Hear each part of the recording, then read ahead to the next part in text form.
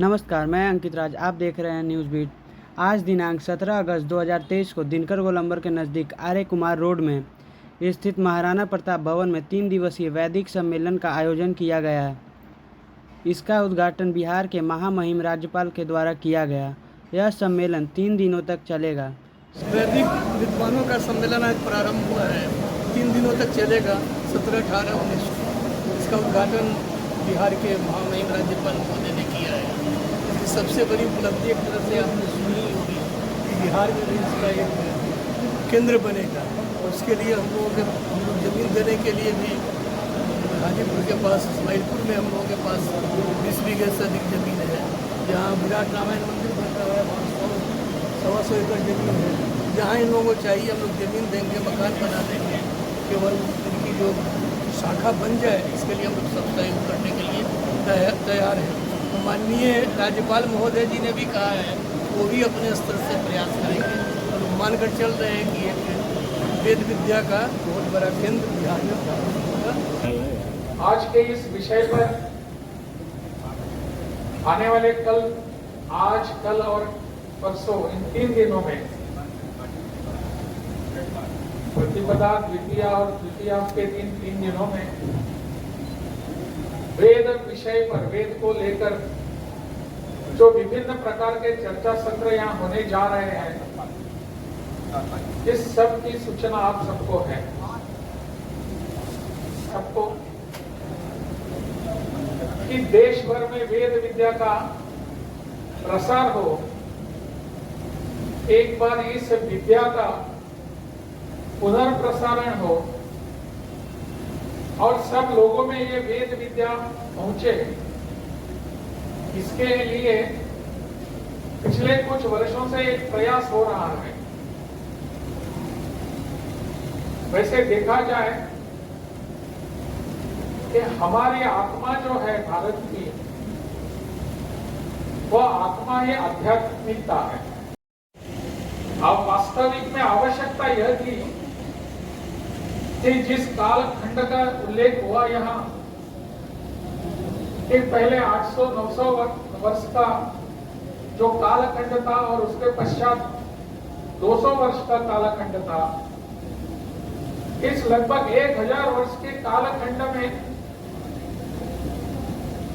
हमारे आक्रमण, जिन लोगों के आक्रमण हम पर हुए, उनके कारण और हमारी निष्क्रियता के कारण इस सभी प्रतिष्ठित ऐसी वेद विद्या को, पूरे विश्व को व्यापित ऐसी वेद विद्या को हम भूल चुके, उसको हमने किनारे कर दिया।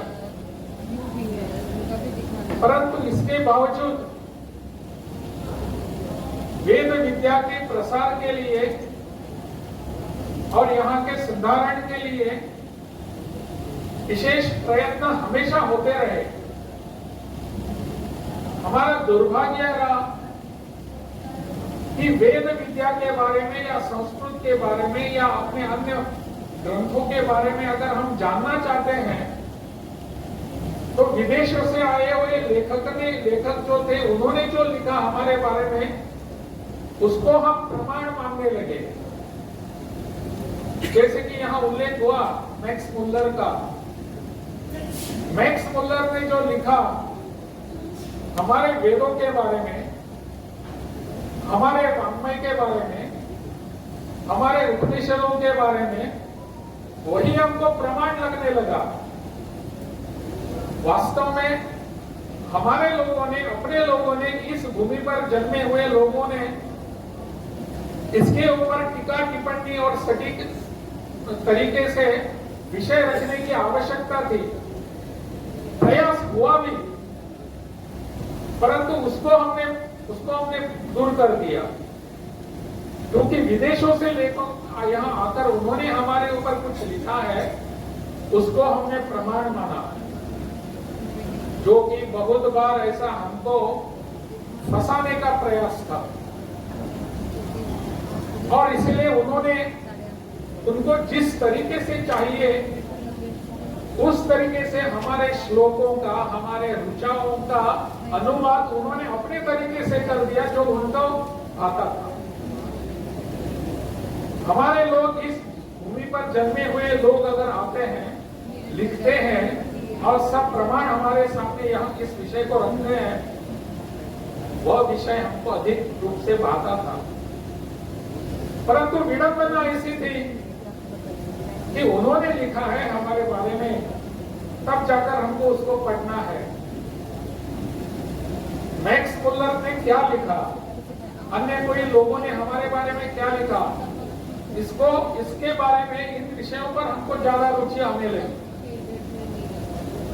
परंतु सौभाग्य से पिछले कई वर्षों से अब हमारे लोग इस पर लेखन करने लगे हैं और ठीक ढंग से हमारे इन सब रुचाओं का, हमारे श्लोकों का अर्थ क्या है, हमारे सामने रखने का प्रयास हो रहा है और इसी को हमारे सामने आने की आवश्यकता थी।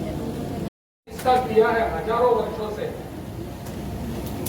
और पठन करते करते करते हमारे आज तक की इस पीढ़ी तक यह पहुंचा हुआ है। इसका जतन और संवर्धन करने की आवश्यकता थी, उसका भी प्रयास आजकल हो रहा है। जैसे कि वेद विद्या प्रतिष्ठान उज्जैन का इस पर पिछले कुछ वर्षों से प्रयास कर रहा है।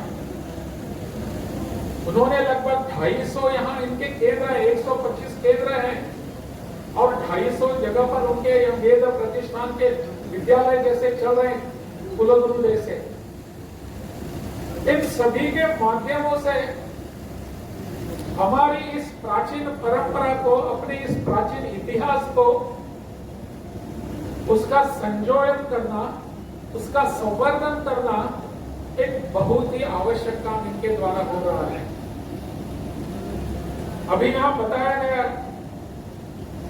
जैसे कि प्रफुल्ल कुमार मिश्र जी ने अपेक्षा व्यक्त की कि सब जगह हो सकता है, तो तुरंत किशोर कुणाल जी ने कह दिया कि बिहार में करने के लिए हम तैयार हैं, हम जमीन देने के लिए तैयार हैं।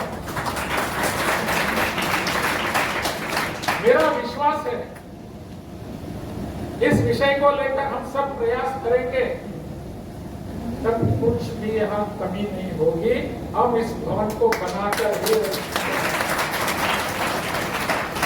राजभवन की तरफ से जो भी इसके लिए मदद चाहिए, सहयोग चाहिए, वो देने के लिए हम तत्पर हैं।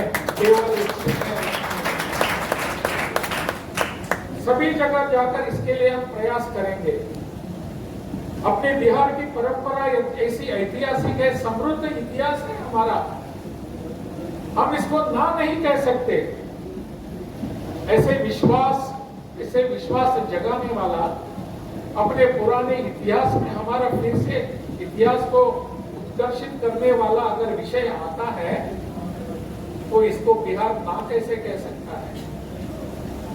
मुझे लगता है इस विषय पर हम जरूर विचार कर सकते हैं और बिहार में ऐसी एक व्यवस्था हो, वेद विद्या प्रतिष्ठान का यहाँ भी एक अच्छा केंद्र हो, इसके लिए हम सभी प्रयासरत रहेंगे और इसमें सफल भी होंगे। संस्कृत में भी जो भी पढ़ने का प्रयास करते हैं, सीखने का प्रयास करते हैं, उनमें भी बहुत सारे सरल शब्द हैं, उसका प्रयोग भी हमको करना है। इस सब को लेकर आज की पीढ़ी में हम सबके सामने वेद, इस विषय को लेकर जाने की आवश्यकता है। चारों वेदों की भाषा हमारे सरल भाषा में आनी चाहिए। सब लोगों ने प्रयास किए हैं आज की आधुनिकता को साथ में लेकर और हमारी आध्यात्मिकता को लेकर हम आगे बढ़ने वाले हैं। हम तो इस विषय को लेकर सब लोग, मुझे लगता है, एक कदम आगे बढ़ने का प्रयास करेंगे, तब जाकर हमारे इतने सब लाख करोड़ों लोग और एक कदम आगे बढ़ेंगे। प्रधानमंत्री जी ने हमारे आने वाले समय को अमृत काल कहा है।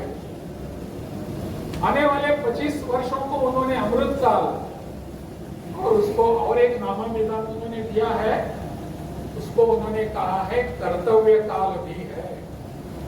केवल अमृत काल को हम कर्तव्य काल ऐसा भाषण करने से होता नहीं, हम सबको हमारे कर्तव्यों का पालन करना है।